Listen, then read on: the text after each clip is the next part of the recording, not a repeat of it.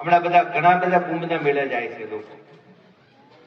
કુંભના મેળે જાય એટલે લોકોને કહો કે ભલે કુંભને મેળે જાઓ, તમે સ્નાને કરો, સારી વાત છે, જવું જોઈએ.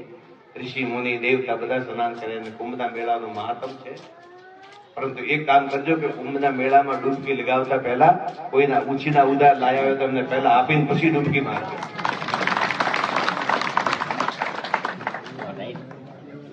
બીજાના બાકી હોય ગોમમાં તમે ડૂબકી ત્યાં મારી આવ્યા અને પછી પેલો પૈસાની ઉઘરાણી આવે કે ભાઈ પૈસા આપજો, તો કે મેં તો ડૂબકી મારી આવ્યા, પાપ લાગ્યું હોય તો મેં તો ધોઈ આવ્યા. એમ ન ધોવાય પાપ. તમારું કરેલું કર્મ તમારે જ ભોગવવું પડે છે આ દુનિયાની. કોઈ તમારા કર્મનો સમાધાનનો હાથ છે કે ભલે કુંભ નાવો કે 50 લાખની ગાડી લાવો, પણ સૌથી પહેલા કરવું આ જોઈએ કે લોકોના ઉછીના ઉધાર લીધા હોય અને ટાઈમસર તમે આપો. તમારો સૌથી પહેલા તમે વ્યવહાર જમાવો.